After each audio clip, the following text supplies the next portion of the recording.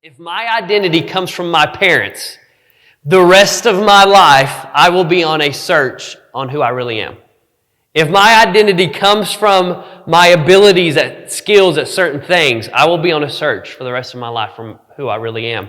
If my ability comes from my likes and dislikes, my identity comes from my like and dislike, if that's the only way I find my identity, it's going to be a long, lonely search for who we really are. And let's just boil it all down. Let's just take the world for instance, and let's take our influencers, and let's take our music people, and let's take our actors and actresses and our stars, if you would. They're on a search to find who they are.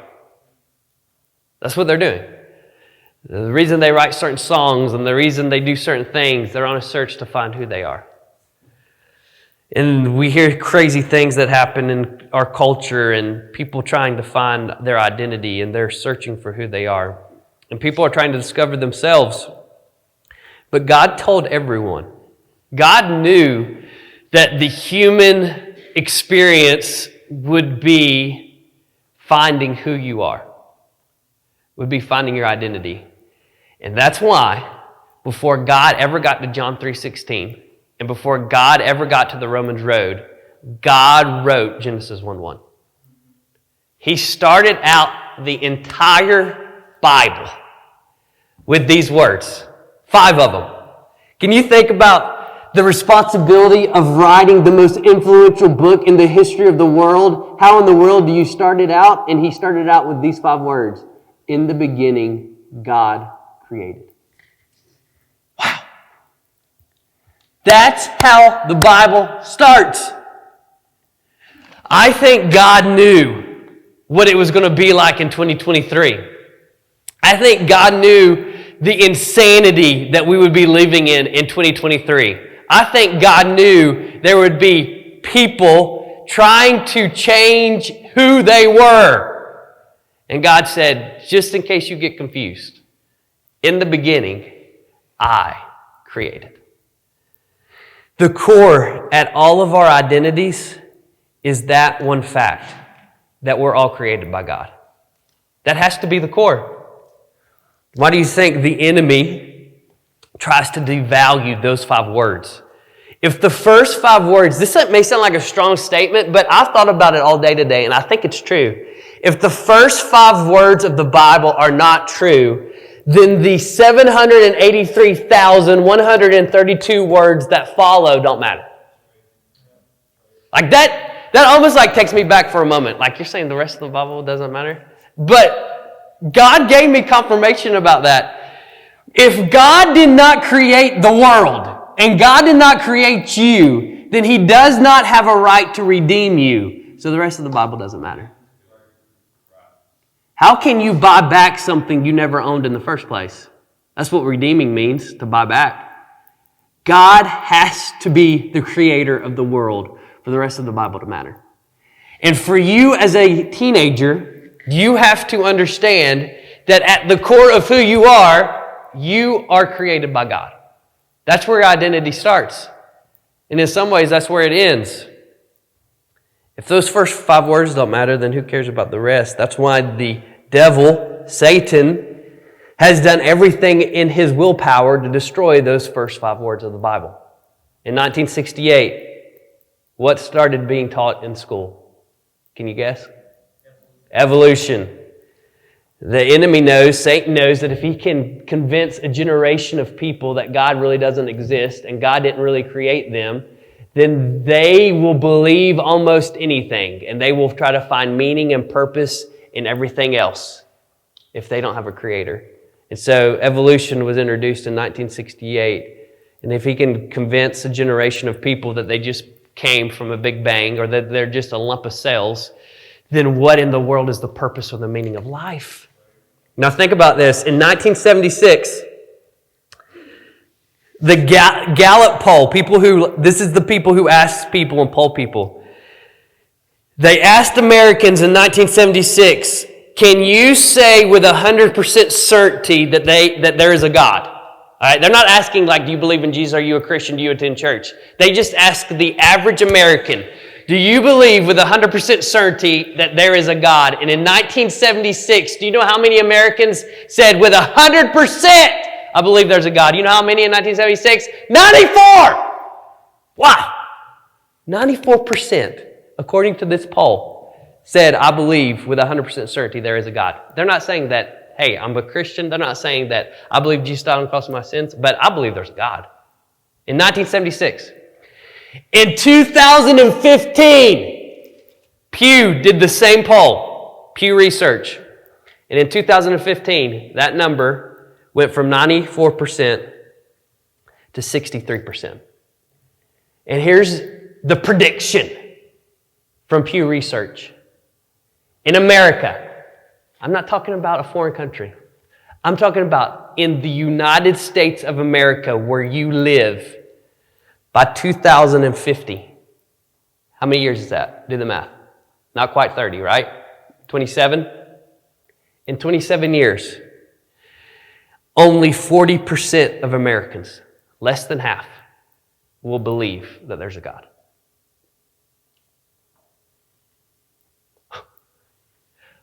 What? Less than half of America? That's not like, I'm not saying in another generation, I'm saying in 27 years. Now granted, I'm going to be old in 27 years. I don't like to think about it. But you're going to be old too. Not really, but that's going to happen quick. Here's my point. Our society and the devil is trying to erase God. Richard Dawkins says this, faith is the great cop-out, the great excuse to evade the need to think and evaluate evidence. And so in the next 27 years, if less than half of Americans are going to believe that there's a God, then you're going to have to know exactly who you are. You're going to have to know your identity.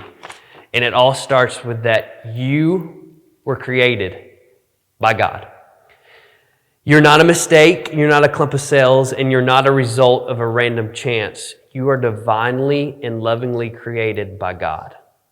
He created you with your hair, straight, curly, blonde, brown, red, black. He's created you with the hair that you're supposed to have. He created you with the color eyes. He created you to be the height that you are. He created you with the big nose, big ears, little ears. He created you with all of it. You have to believe that.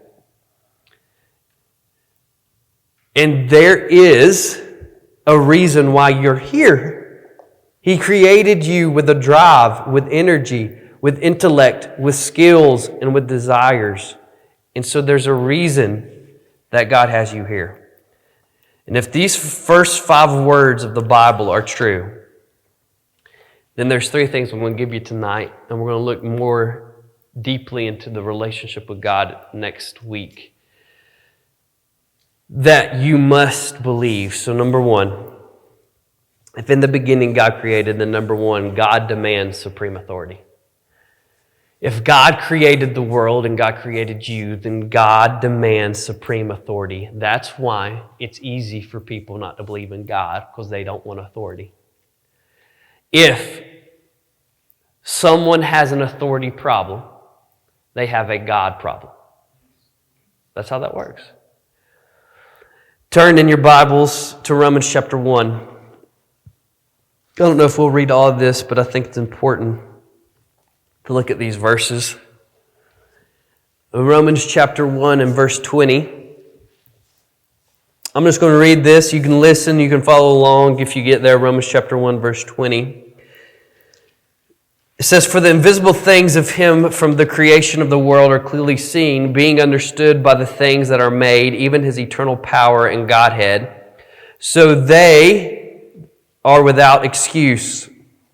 Because that when they knew God, they glorified Him not as God, neither were thankful, but became vain in their imaginations, and their foolish heart was darkened." Verse 22. "Professing themselves to be wise, they became fools, and changed the glory of the uncorruptible God into an image made like to corruptible man, and to birds, and the four-footed beast, and creeping things. Wherefore God also gave them up to uncleanness through their lust of their own hearts, to dishonor their own bodies between themselves. Listen to verse 25. Who changed the truth of God into a lie, and worshipped and served the creature more than the Creator, who is blessed forever. What do we see in our world? We see people worshiping the creature, us, themselves, more than the Creator. Listen to verse 26. For this cause God gave them up into vile affections. For even their women did change the natural use into that which is against nature. And likewise also the men, leaving the natural use of a woman, burned in their lust one toward another, men with men, working that which is unseemly, and receiving in themselves that recompense of their error, which was meet. And even as they did not like to retain God in their knowledge. You know, we just read some horrible, terrible things, and we look at the culture around us, and God kind of summed it up like this. What was the reasoning of it? It's because they didn't like to retain God in their knowledge. If you were honest sometimes with yourself, sometimes it's easier just not to think about God when you want to live your own way, when you want to do your own thing.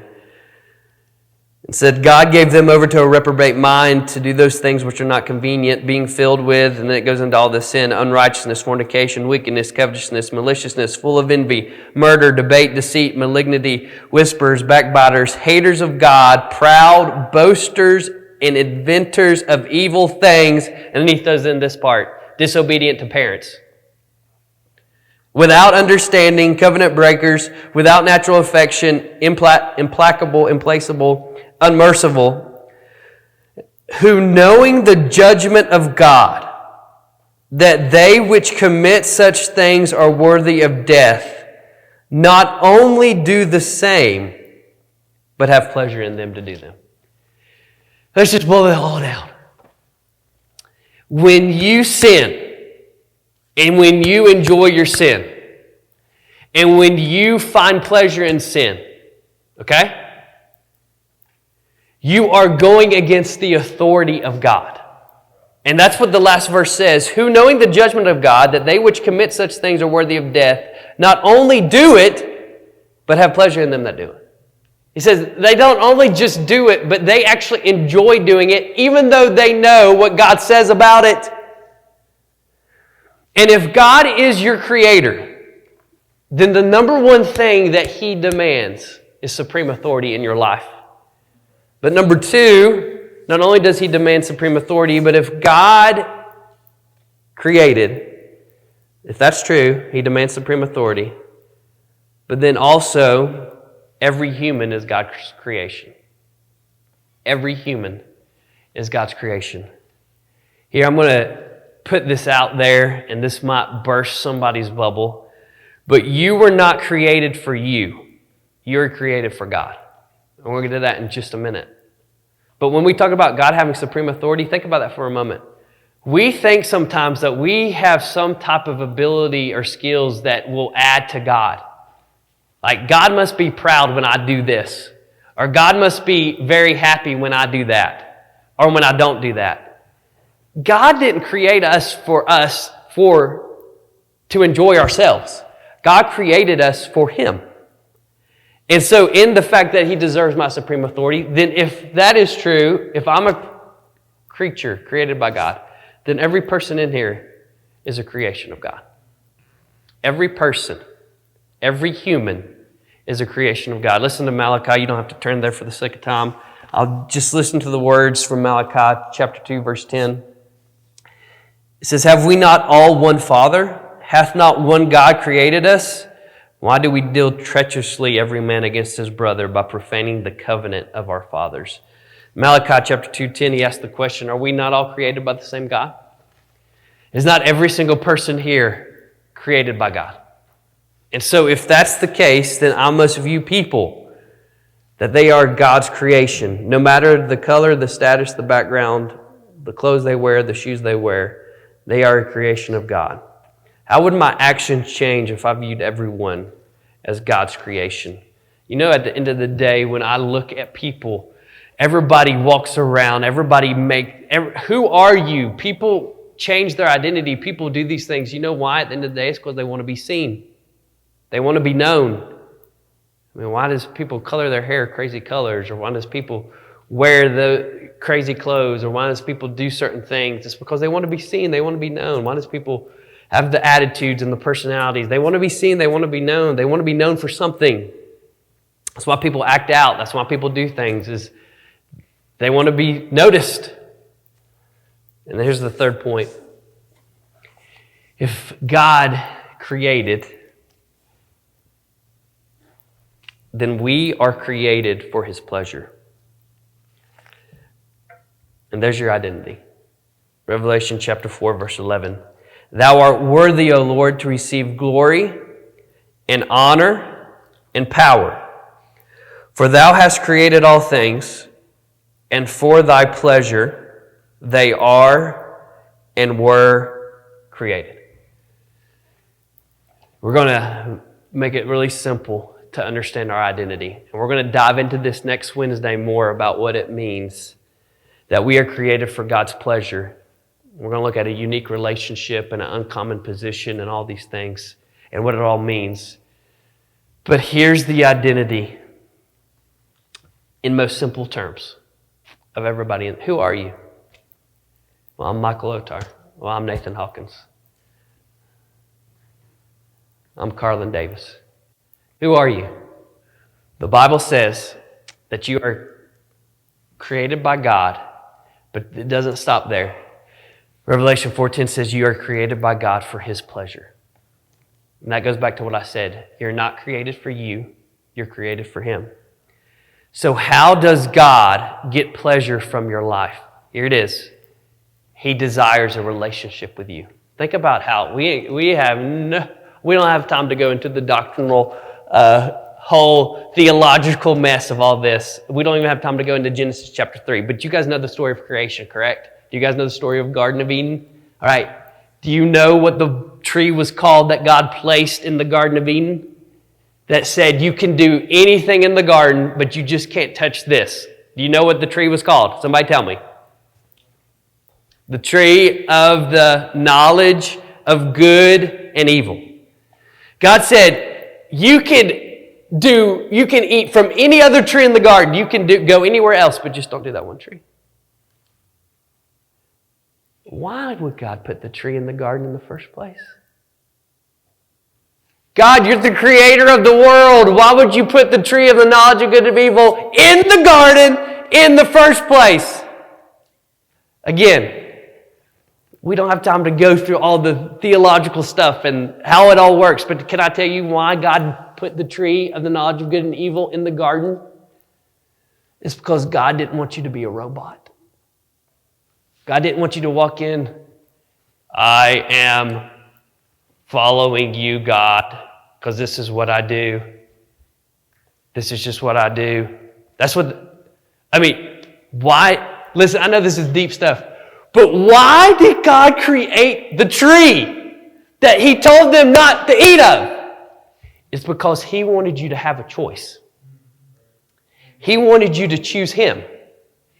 And He wanted you to choose Him every day of your life. And He wanted you to choose Him in salvation, but then He wants you to choose Him afterwards, and He wants you to choose Him tomorrow. And you know why He put the tree in the garden, even though I know it blows our minds to know this, but did God know that Adam and Eve was going to eat of the fruit? He's God. But God desired a creation that chose Him out of love and not out of duty. And so He stuck a tree in the garden.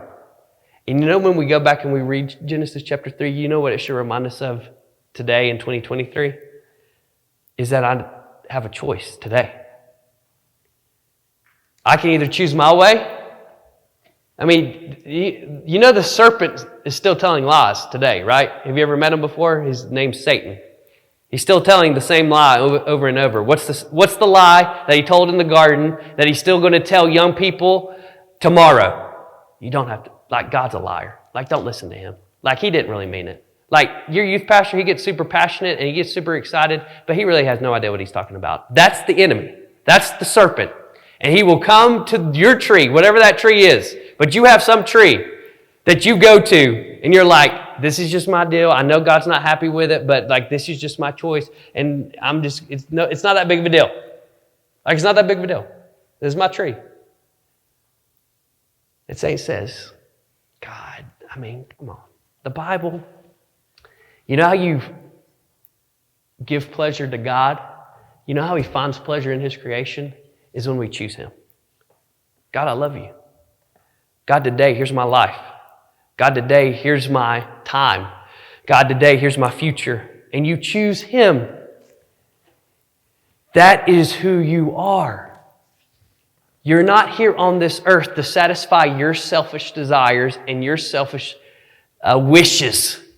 That's where you're going to get messed up.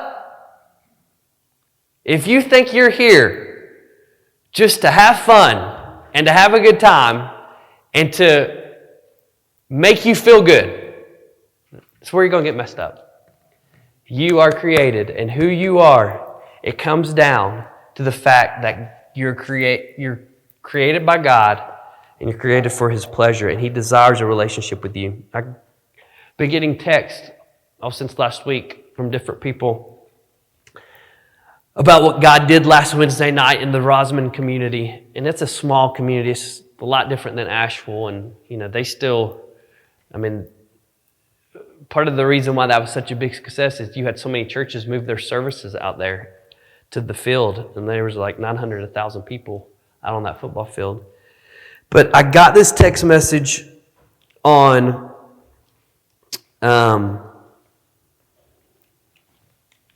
Monday, and I'm just going to read this last part of this post. It's from a 16-year-old girl who got saved last Wednesday night. But just listen to the words that she says in this post, okay? Just listen, and I want you to think about what I've just said about identity. I want you to think about what I just said about who you are, okay? There's a lot before this, but just, you're going to have to follow along. I asked God to save me. I accepted Him in my heart. Okay? Again, a lot of background to this. Listen to the next sentence. Struggling with not feeling enough was gone. Now think about what she just said. This is a 16-year-old girl who did it. She has not grown up at Trinity Baptist Church. Okay? She's not grown up with parents who brought her to church and have brought her to thrive. Okay? So she runs smack dab into Jesus on a football field on a Wednesday night. She hears that Jesus can save her and can change her life. She goes home and she gets on Facebook and she writes this long post out. And the next sentence after she says, I've got saved and I asked God into my heart, is struggling with that I'm not enough was gone. You know what that tells me? That she found her identity. Oh my goodness, that makes me want to throw this phone through that wall. That's what that tells me. That she was searching for who she was in a lot of different things. She goes on to say this, my anxiety was gone. I felt peace in knowing I had someone by my side no matter what. Today on October 5th, I woke up and I had an amazing day. I wasn't worried about what people thought about me. I felt as if I was a new person. Well, guess what, young lady? You are a new person. My goodness. Thank you, everyone who came up to me. I want to thank everyone who prayed for me because they knew I wasn't saved. I pray that if you're struggling with mental health or even something totally different, that you would run to the God. Jesus can change your life, and He will change you forever. And that's how the post ends. That's somebody who, they don't know the church culture. They're not going to fall retreats every year. So how much more should a kid who has Christian parents or who has grown up at Trinity Baptist Church and comes to Thrive almost every Wednesday night, how much more should you know who you are?